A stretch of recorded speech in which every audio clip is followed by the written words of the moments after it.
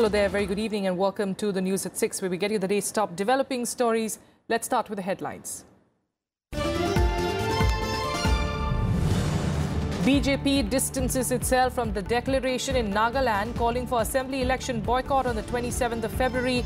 Minister of State for Home Kiren Rijiju says government is bound by constitutional process of holding elections in the state.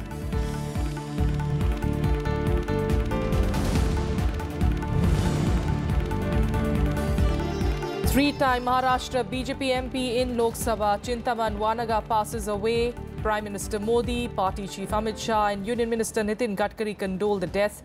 Government indicates that presentation of the Union Budget on the 1st of February may not be affected though.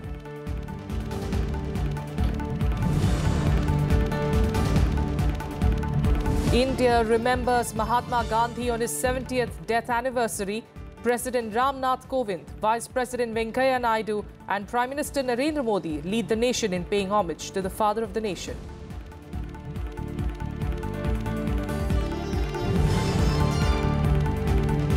A state roadways bus falls into a canal in West Bengal's Murshidabad district. 45 people are feared killed.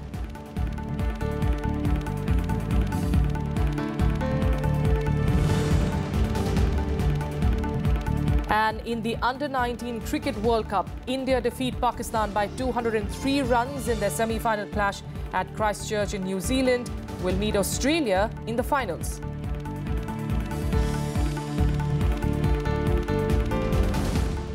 Our top focus this evening: in a fresh twist in poll-bound Nagaland, the BJP on Tuesday backed out of a joint declaration signed by all parties in the state for not contesting the February 27th assembly polls.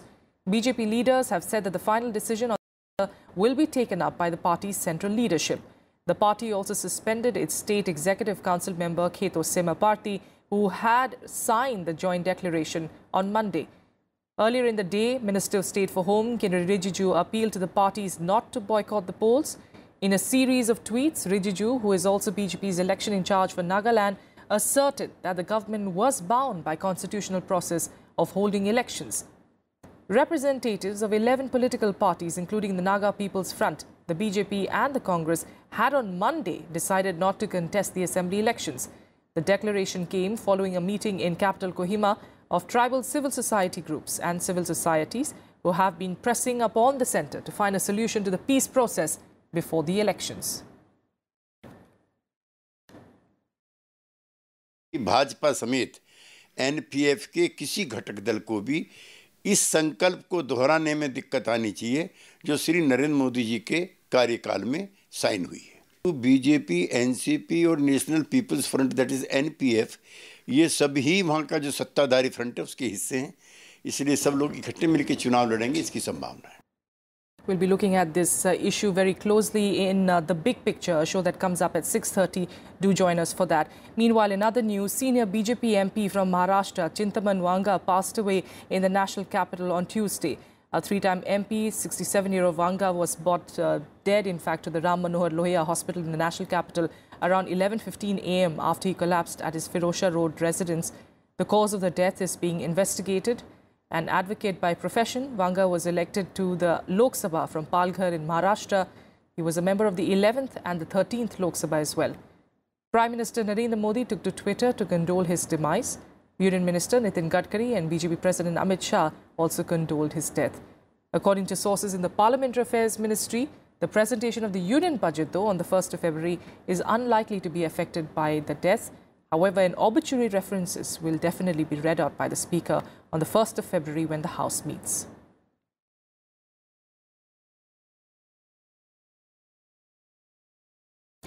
And now shifting our focus to economics, with the stock markets booming to new highs, Chief Economic Advisor Arvind Subramanian has warned that elevated stock prices could correct sharply if they are not backed by growth. Growth is expected to be 6.75% in the current fiscal, from 7.1% in 2016-17. The benchmark BSE Sensex had zoomed 233 points to reach a new record on Monday after the economic survey said that India will become the world's fastest growing major economy, with its GDP expanding by 7 to 7.5% in 2018-19. On Tuesday, however, Sensex closed down nearly 250 points. Subramanian had said that there has been a convergence in price-earnings ratio of the Indian and US stock markets in the last couple of years. Sustaining these valuations will require future economic growth and earnings in line with current expectations. Now, Finance Minister Arun Jaitley will unveil the government's disinvestment target for financial year 2019 in the union budget, and analysts expect the government will increase its asset sale target substantially this year. Kriti Mishra takes a look at the reasons for this.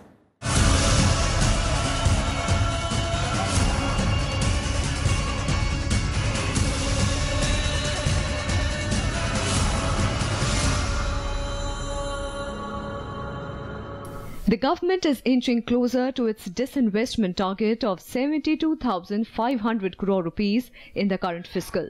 Bolstered by the nod to disinvestment in the current financial year, the government may raise the sale-off target for the next financial year. The remarkable response to disinvestment demonstrates the belief of domestic and overseas investors in the growth story of India and reforms being undertaken by the union government across various sectors. Experts feel the government may raise the sale-off target by 40% to 1 lakh crore rupees in the upcoming budget. ETF route, then there are other OFS route where you can sell the minority stake in PSUs. So I think even 1 lakh crore would be easily achievable. Seeing that 72,500 crore was the target in 2017-18, I believe that maybe the disinvestment target in the new budget could be more than 1 lakh crore. The government has already cut additional borrowing target from 50,000 crore rupees to 20,000 crore rupees for this fiscal, indicating an improvement in government finances. This has calmed some of the fiscal worries too. Economists, however, favor aggressive disinvestment to achieve a fiscal deficit target of 3.2% of the GDP. It's a reform in the economy, in the sense that you allow more private sector to operate in the commercial world rather than the government operating itself. Carryover items, as I say, railways, public sector units may get listed. Disinvestment may happen from that. Government would get a lot of money from that. Of the total disinvestment of 72,500 crore rupees that was budgeted for the current fiscal, 54,337.60 crore rupees or 74.94% was achieved till January 11th. The government is eyeing to end this fiscal with record disinvestment receipts of over 90,000 crore rupees on the back of an expected HPCL ONGC deal. It is likely to be finalized by March and may raise over 30,000 crore rupees for the government. Last fiscal, the disinvestment goal was underachieved by 14,253.42 crore rupees or 5.22%, with revenues coming in at 42,246.58 crore rupees against the targeted 56,500 crore rupees. Robust aids for the assets are expected in the next fiscal as well. Kriti Mishra, Rajya Sabha TV. India has jumped to the 30th position in supercomputer facility from the 368th position. This has been made possible by the high-performance computer system Mihir, which was inaugurated on Tuesday by the Science and Technology Minister Harshvardhan. This supercomputer will improve weather forecasts to predict extreme weather events like cyclones, droughts and floods. It will also provide tsunami forecasts with a greater lead time. These forecasts will prove to be extremely helpful to farmers in day-to-day agricultural operations like sowing and irrigation.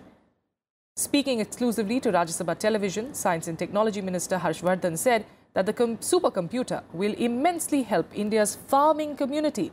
The minister also said that the national mission on desalinization is also on the anvil to meet the water requirements of farmers. You have dedicated this supercomputer to the nation. And in terms of high-performance computer system, India was earlier ranked around 368th position out of 500 countries. Now it has jumped to the 30th position. How did this drastic change come through? This total facility of the country has become 8 petaflops, and now in terms of using this facility only for weather forecasting and cyclones and other assessments that the Ministry of Earth Sciences does for ocean studies, earthquakes and a lot of other, you can say, activities, we have now become 4th in the whole world. Prime Minister Narendra Modi has set the target of doubling farm income by 2022. And you have set the target of reaching out to 45 million farmers with information of better farming techniques and also weather forecasts. What progress has been made on that front? Significant progress has been made from a few million to almost 24 million now. We are, through a text message, helping 24 million farmers in this country to strategize how they go ahead with their farming activities. And this small information that our earth sciences people give to the farmers, and based on that, what they plan for their farming, it produces a positive impact of 50,000 crores in the GDP of India. On 1st of February, Union Budget would be presented. Your expectations as far as the Ministry of Science and Technology is concerned? The Prime Minister has a very strong passion for science. I will also expect good things to happen for science and technology through the budget. In other news, the Delhi High Court has asked the Election Commission to state the facts behind its decision to disqualify the 20 Aam Aadmi Party MLAs for holding offices of profit. The High Court has asked the Election Commission to file an affidavit. This comes after the poll panel said that it wanted to respond to some of the allegations made by the MLAs in their petition challenging their disqualification. The Commission has also told the court that it would rely upon the opinion it gave to the President to disqualify the 20 AAP MLAs who were appointed as parliamentary secretaries. After the brief proceedings, the court listed the matter for further hearing on the 7th of February, by when the MLAs have to file their responses to the EC affidavit. The court also extended till then the January 24th interim order of the single judge restraining the EC from issuing any notification announcing by-elections to fill the vacancies of the 20 assembly seats whose legislators have been disqualified. And meanwhile, the Aam Aadmi Party and opposition BJP are trading barbs at each other over the sealing drive in the national capital. Chief Minister Arvind Kejriwal announced that his government will move Supreme Court seeking a temporary ban on the sealing drive being carried out by municipal corporations ruled by the BJP. Kejriwal made the announcement after a meeting with BJP leaders at his residence ended in acrimony. BJP leaders alleged misbehavior by Aam Aadmi Party workers and filed a police complaint. The BJP delegation, led by the party's Delhi unit president Manoj Tiwari, walked out of the meeting. Delhi सरकार अगले इसी हफ्ते supreme court में जाएगी ceiling पे temporary रोक लगवाने के लिए। उसकी सारी तैयारी चल रही है। मुझे लगता है कल या परसों के अंदर केस हम लोग सुप्रीम कोर्ट में फाइल करेंगे कि इस पे सीलिंग के ऊपर टेम्पोररी रोक लगाई जाए। इतना डर गए आप, भारतीय जनता पार्टी के 20 प्रतिनिधियों से डर के आपने 150 लोगों को बुला लिया। पहले तो हम लोगों ने इस बात का उनसे रिक्वेस्ट किया कि ये गंभीर मुद्दा है, इस पे बैठ करके बात करना है, राजनीति नहीं करनी है, बात करना है, कैसे समस्या सुलझेगी। वो नहीं किया, फिर भी हम तैयार हुए उनकी बात सुनने के लिए। उन्होंने जैसे रैली में भाषण देते हैं शुरू किया, फिर उसके बाद जब हम बोलना शुरू किए तो उनके विधायक खड़े होकर के और क्या भाषण दे रहे हो, माइक बंद करो, और अपशब्दों का प्रयोग किया। The death toll in the bus accident in Murshidabad district of West Bengal has risen to 45. Around 60 people were travelling in a state roadways bus that fell into the Ghogra Canal, breaking the railing of a bridge at Balirghat. The toll is likely to go up as several are still reported missing. Chief Minister Mamata Banerjee announced an ex gratia of 5 lakh rupees each to the next of the kin of those killed. 1 lakh rupees would be given to the seriously injured and 50,000 rupees for those with minor injuries. President Ram Nath Kovind, Vice President M. Venkaiah Naidu and Prime Minister Narendra Modi have condoled the loss of lives. In a tweet, President Kovind expressed sadness and wished an early recovery to those injured. Vice President Naidu also conveyed his heartfelt condolences to the families of the victims. Prime Minister Modi also tweeted saying that his thoughts and prayers are with those who lost their loved ones. India today remembered the father of the nation on his 70th death anniversary. President Ram Nath Kovind and Prime Minister Narendra Modi on Tuesday offered floral tributes to Mahatma Gandhi on his 70th death anniversary at Rajghat. Vice President Venkaiah Naidu and Defence Minister Nirmala Sitharaman also paid homage to the father of the nation. Army Chief General Bipin Rawat, Navy Chief Admiral Sunil Lamba and Air Chief Marshal Birendra Singh Dhanoa were also present on the occasion. Former Prime Minister Manmohan Singh and Congress President Rahul Gandhi also paid their tributes.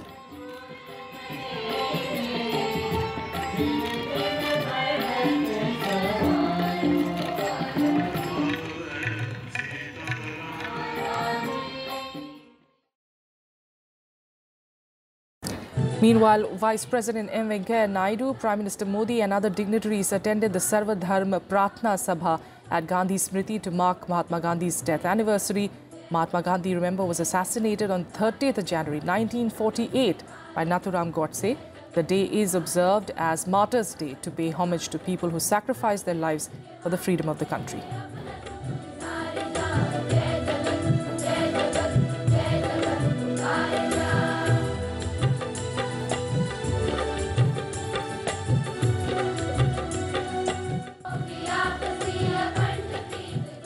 And now let's take you through what else made news across the country today in Nationwide. The government is planning to abolish all posts that have been for over 5 years and has directed all ministries and departments to submit a comprehensive report on the matter. In an office memorandum, the Finance Ministry said that it had asked all ministries and departments to submit an action-taken report regarding abolition of vacant posts.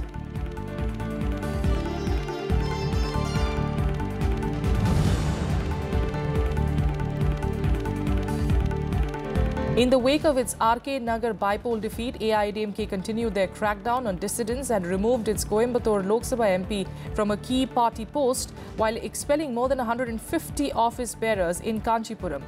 AIADMK coordinator O. Pannirselvam and co-coordinator K. Palanisamy said in a joint statement that the party relieved A.P. Nagarajan as the Presidium Chairman of the party's Coimbatore Urban Unit.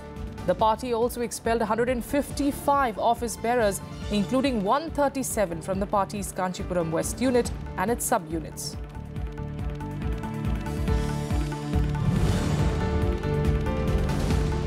The Enforcement Directorate issued fresh summons to Karti Chidambaram, son of senior Congress leader P. Chidambaram, in connection with the INX media money laundering case. According to reports, Karti has been asked to depose before the investigating officer on the 2nd of February. The Central Probe Agency rejected the case against him and others in May last year.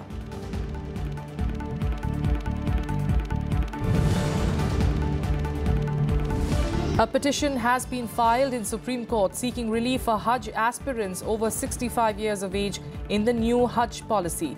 The Apex Court has asked for details about all aspirants above 65 years.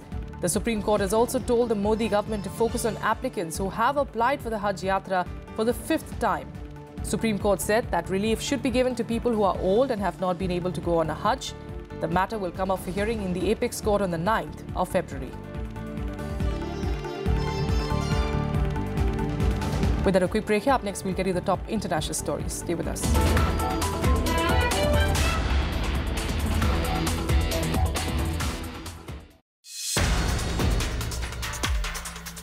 Elections in Nagaland scheduled for 27th February. But major parties, including the ruling NPF, decide not to file nominations. What are their concerns and how will the centre address it? Watch the debate on The Big Picture at 6:30 p.m. only on Rajya Sabha TV.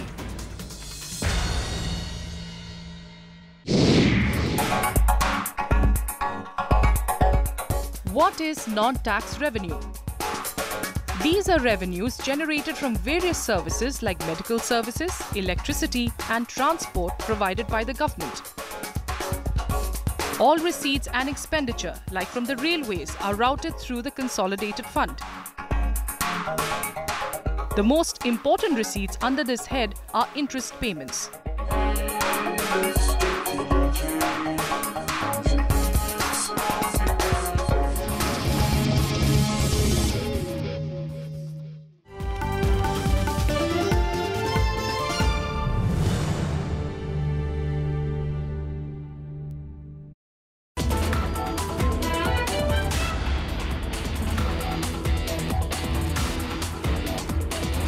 Welcome back. In yet another incident of ceasefire violation, Pakistani troops fired mortar shells on forward and civilian areas along the LOC in Jammu and Kashmir's Rajouri district, drawing retaliation from the Indian Army.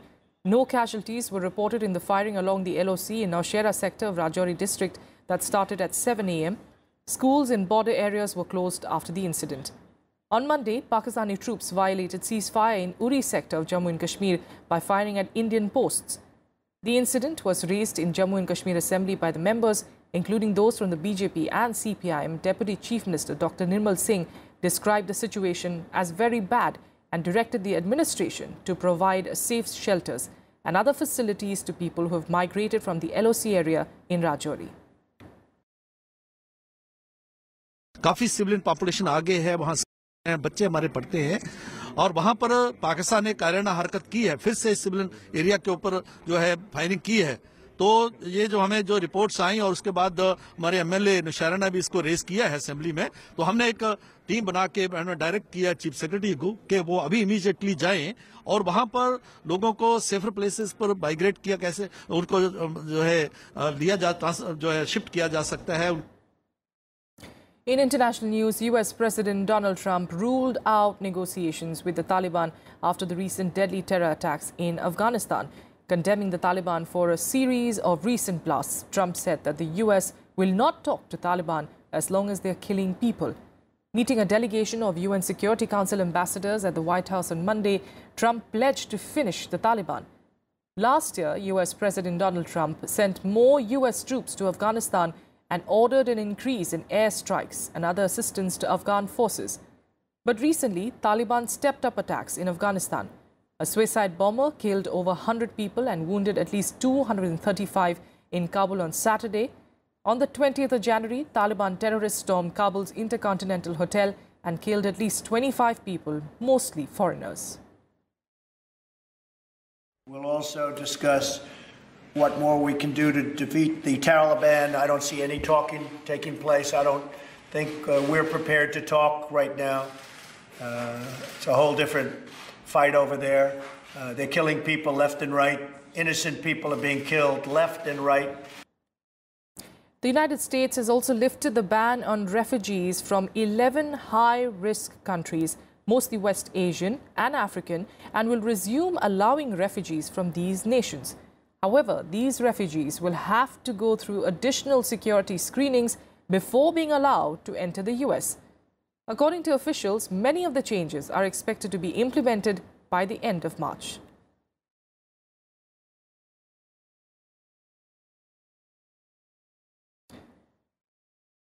The United States also published a list of Russians, 114 politicians and 86 oligarchs as part of a sanctions law aimed at punishing Russia for meddling in the presidential election. The list features the names of most of the senior members in Russian President Vladimir Putin's administration, like Foreign Minister Sergei Lavrov and Kremlin spokesperson Dmitry Peskov. Prime Minister Dmitry Medvedev is also named in the 7-page unclassified list, along with top Russian intelligence officials. Also on the list were the chief executives of big state-owned companies such as energy giant Rosneft and Bank. The US has said that the names on the list have not been hit with new sanctions. However, the Kremlin said that the list could damage the reputation of those named. And finally, in some sports, India entered the finals of the Under-19 Cricket World Cup after defeating Pakistan by 203 runs in their semi-final clash at Christchurch in New Zealand. Batting first, the men in blue scored 272 for 9 in their innings, with Shubham Gill top scoring with an unbeaten knock of 102 runs. Indian openers gave a solid start to their side as skipper Prithvi Shaw scored 41 runs, while Manjot Kalra contributed 47. Batting at number 7, Anukul Sudhakar Roy also contributed crucial runs in the middle order with his knock of 33 runs to take Indian side to a comfortable score of 272 runs. Chasing the target, the Pakistani side were bundled out by the Indian bowlers for just 69 runs. Indian pacer Ishan Parel was the pick of the bowlers for the men in blue as he took 4 wickets. Shubman Gill was adjudged man of the match. With the win, 3-time champions, India remain unbeaten in the tournament. They will now face Australia in the finals on Saturday. We look forward to that and wish them all luck. That's all on the news at 6. Thank you so much for joining me.